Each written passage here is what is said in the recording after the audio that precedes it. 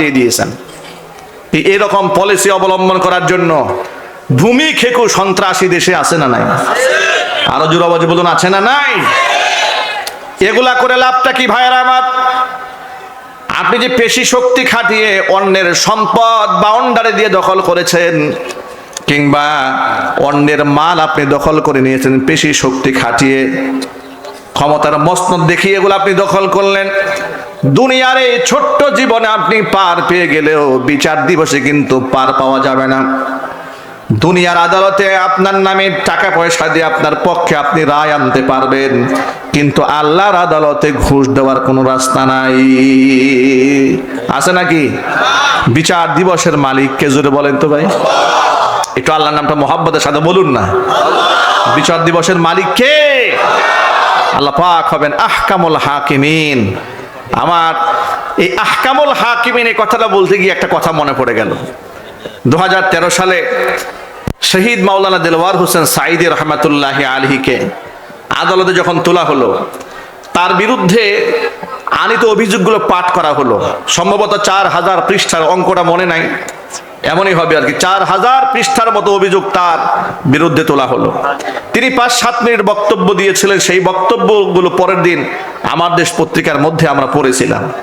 তিনি বলেছিলেন বিচারককে লক্ষ্য করে যে, মাননীয় বিচারক, এই 4000 পৃষ্ঠার কথাগুলোর সাথে আমি সাঈদীর সাথে 100 বছরের কোনো সম্পর্ক নাই, 400 কিলোমিটারের কোনো সম্পর্ক নাই, 1000 মাইলের কোনো সম্পর্ক এই সমস্ত কথার মধ্যে, কথার সাথে, অভিযোগের সাথে আমার কোনো সম্পৃক্ততা নাই। আপনারা যদি আমার উপর বেইনসাফ করেন, এই বিচার শেষ বিচার নয়, আরেকটা বিচার হবে। রাজাধীরাজ সম্রাটের সম্রাট আহকামুল হাকিমিন মহান আল্লাহ সেদিন হবেন বিচারক। আমি হব সেদিন বাদী, আপনারা হবেন সেদিন বিবাদী। সেদিন হবে চূড়ান্ত ফয়সালা, কি কে হকের উপর ছিল আর কে মিথ্যার উপরে ছিল। আল্লাহু আকবার বলেন। আল্লাহর এই বান্দা দুনিয়া থেকে চলে গেছেন, কত মিথ্যা অভিযোগ তার উপর আরোপিত হয়েছে। মানুষ তাকে রাজাকার বলার চেষ্টা করেছে, যুদ্ধাপরাধী বলার চেষ্টা করেছে, তার মানহানি করার চেষ্টা করেছে, তাকে ধর্ষক হিসেবে মানুষের সামনে উপস্থাপন করার চেষ্টা করা হয়েছে। শত সহস্র মানুষের খুনের সাথে তিনি জড়িত ছিলেন বলে তাকে অভিযুক্ত করা হয়েছে। এত অভিযোগ দেওয়ার পরেও আপনারা ইনসাফের সাথে জবাব দিয়ে বলুন তো, আল্লাহর এই বান্দার মোহাব্বত মানুষের দিল থেকে কি তারা একটু কমাতে পেরেছিল? আর চিৎকার দিয়ে বলুন, পেরেছিল? এমন অবস্থা আল্লাহ পাক কোরআনের এই পাখিকে দিয়েছিলেন। তার বিরুদ্ধে যখন ফাঁসির রায়টা দিয়ে দেওয়া হয়েছিল, 200-র উপরে মানুষ অকাতরে জীবন বিলিয়ে দিয়েছিল। ঠিক না ভাই? ঠিক। আর যে স্বৈরাচারী খুনি একজন আলেমের সাথে এত বড় বিয়াদবি করলো, তার কদিন পূর্বে তারও ফাঁসির রায় হলো। মানুষ তো দূরের কথা, একটা কুকুরও তার জন্য জীবন দেয় নাই। কারণ মানুষের জন্য তো মানুষ জীবন দেয়, কোন জানোয়ারের জন্য তো মানুষ জীবন দেয় না। কথা ঠিক না? ঠিক না বলে? খুনি হাসিনা কি মানুষ? কি বলা হয় আপনাদের কাছে? মানুষ। দেখতে শুনলে মানুষের মতো, ও মানুষ না তো, নিকৃষ্ট জানোয়ার। 1000 মানুষ খুন করার পরে এখনো পর্যন্ত তার রক্ত পিপাসা মেটে নাই। এখনো আরো মানুষ খুন করতে মনে চায়, এখনো বলে নামের তালিকা তৈরি করে করে রেখেছে, প্রতিশোধ গ্রহণ করা হবে। আমার এর দেখলে ফেরাউনের ইতিহাস মনে পড়ে। ঠিক না? একজনে বলেন। ফেরাউনও একবার পানিতে চুবডি খাওয়ার আগ পর্যন্ত স্বীকার করে নাই আল্লাহকে। কারুনের কথা মনে পড়ে, একেবারে গলা পর্যন্ত মাটির নিচে দেবে গিয়েছিল, তখনও কারুন আল্লাহকে স্বীকার করতে চায় নাই। যখন নাক পর্যায়ে এসে নিঃশ্বাস বন্ধ হওয়া শুরু হয়েছে, তখন আল্লাহকে স্বীকার করার চেষ্টা করেছিল কারুন। ঠিক অনুরূপভাবে নমরুদের কথা দেখেন, কত আলামত দেখেছে আল্লাহ পাকের, কত নিদর্শন দেখেছে, বিশ্বাস করে নাই। যখন জাহান্নামে যাওয়ার শুরু হয়েছে, তখন ঈমান আনা শুরু করেছে। গড়গড়া শুরু হয়ে গেলে ঈমান আর কার্যকর হয় না, আর কার্যকর হয় না। ফেরাউনকে আল্লাহ মমি বানিয়ে রেখে দিয়েছেন। ফালিয়াউমা নুনাজ্জিকা বিবাদানিক লিতাকুনা লিমান খালফাকা আয়া, তোর দেহটাকে আমি বাঁচায় রাখলাম এটাকে হাড্ডি সার করে দিলাম না, যাতে করে পরবর্তী প্রজন্মের জন্য নিদর্শন হয়। আমরা মহান আল্লাহর কাছে দোয়া করি, খুনি হাসিনাকেও যেন স্বৈরাচারী ফিরাউনের মতো আল্লাহ মমি বানায় রাখে, কিয়ামত পর্যন্ত মানুষ যেন দেখতে পারে এর থেকে জানেন এই বাংলার মাটিতে জন্মগ্রহণ করে নাই।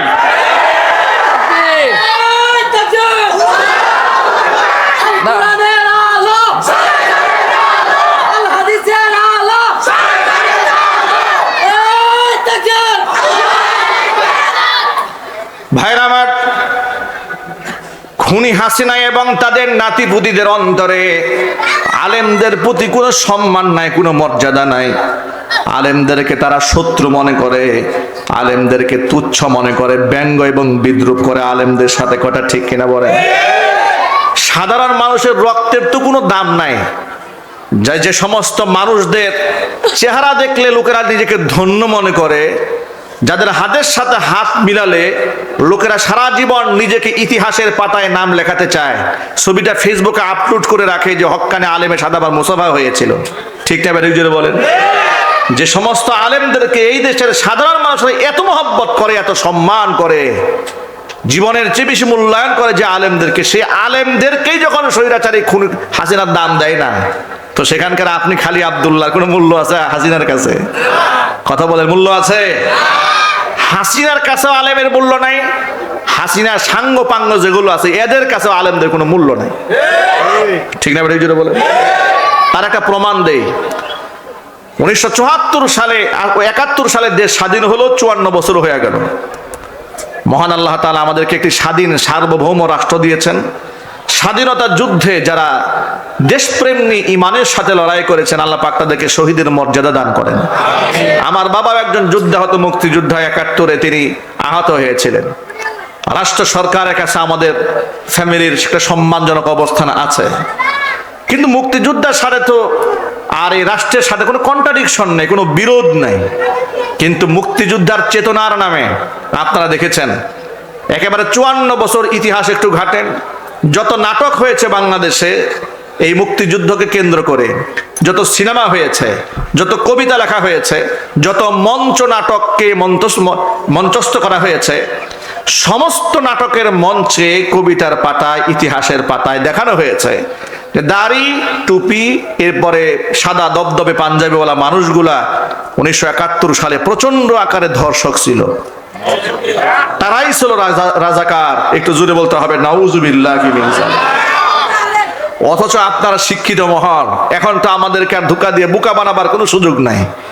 আমাদেরকে ইতিহাস বিকৃত করে গোটা জাতিকে কুক্ষিগত করে রাখা হয়েছিল, ভারতের তাবেদার করে আমাদেরকে রাখা হয়েছিল। আমি আপনাদেরকে স্পষ্ট ভাষায় কোরআনের মাহফিল থেকে ঘোষণা দিতে চাই, আমরা স্বাধীন সার্বভৌম রাষ্ট্র। 71-এ পাকিস্তান থেকে আলাদা হয়েছি ভারতের দাসত্ব করার জন্য নয়। ঠিক কিনা যদি বলেন? আমরা যেমন পাকিস্তান হানাদার বাহিনীকে মোকাবেলা করে স্বাধীন ভূখণ্ড ছিনিয়ে এনেছি, অনুরূপভাবে আমরা ভারতের আগ্রাসনকে মুক্ত করার জন্য যদি আমাদের আরেকটা যুদ্ধ করতে হয়, আমরা সেটাও করতে প্রস্তুত। আমরা কাফের মুশরিকদের দাসত্ব করে মরতে চাই না। ঠিক কিনা বলেন? আমার বন্ধুগণ, প্রত্যেক বছর 16 ডিসেম্বর আসে বিজয় দিবসের দিনে কি করে দেখেন, নাটক সিনেমা বানানো হয়, আর সিনেমার মধ্যে দেখানো হয় রাজাকার যারা ওই সমস্ত হানাদার বাহিনীর সহযোগী যারা ছিল সব হচ্ছে দাড়িওয়ালা, সাদা পাঞ্জাবিওয়ালা, মাথার মধ্যে টুপিওয়ালা। এই সিমটমটা, এটা একটা রাজাকারের সিমটম বানিয়ে দেওয়া হয়েছে। ঠিক না ঠিক বলেন? মানে না, রাজাকার শব্দটা আমরা শুনলেই আমরা এত বেশি সিনেমাতে, নাটকে, সর্বত্র এটাকে এস্টাবলিশ করা হয়েছে এই তথ্য সন্ত্রাস দিয়ে, মিডিয়া সন্ত্রাস দিয়ে। এটা এমনভাবে গোটা আমাদের বাচ্চাদেরকে, আমাদের প্রজন্মকে শেখানো হয়েছে রাজাকার মানেই দাড়িওয়ালা, রাজাকার মানেই হচ্ছে টুপিওয়ালা। এই জন্য আমি স্বৈরাচারীর আমলে মুক্তিযোদ্ধা মন্ত্রণালয়ের আন্ডারে গোটা বাংলাদেশের 10,000 রাজাকারের নামের তালিকা তৈরি করা হয়েছিল। আমি আমার ভাষায় বলেছিলাম, তাদের আমলেই বলেছি, এই 10,000 রাজাকারদের মধ্যে কয়জনের দাড়িওয়ালা আছে, টুপিওয়ালা আছে, এর তালিকা জাতির সামনে প্রকাশ করা হোক। অথচ আমি এই মুহূর্তে আপনাদেরকে একেবারে সরাসরি ফুটেজ দেখাতে পারবো যে রাজাকার যারা ছিল তাদের ছবিগুলো এখনো পর্যন্ত বাংলাদেশের ইতিহাসে মুক্তিযুদ্ধ নিয়ে লিখিত ইতিহাসের গ্রন্থে ছবি সহ ছাপা হয়েছে যে তাদের চরিত্র এবং চেহারাটা কেমন ছিল। আপনারা দূর থেকে খুব একটা ফলো করতে পারবেন না, আমি আপনাদেরকে দেখাচ্ছি। এই যে ছবিগুলো দেখতে পাচ্ছেন এগুলা হচ্ছে তৎকালীন ৭১-এ যারা রাজাকার ছিল তাদের চেহারা। একটার মুখেও কোনো দাড়ি নাই, একটার মুখেও দাড়ি নাই। এগুলা ছিল তৎকালীন যুগে রাজাকার। এরা স্বাভাবিকভাবে লুঙ্গি পরা, কেউ শার্ট পরা, এটা হচ্ছে স্বাভাবিক রাজাকারদের চেহারা, যাদের মুখে দাড়িও ছিল না, মাথায় টুপি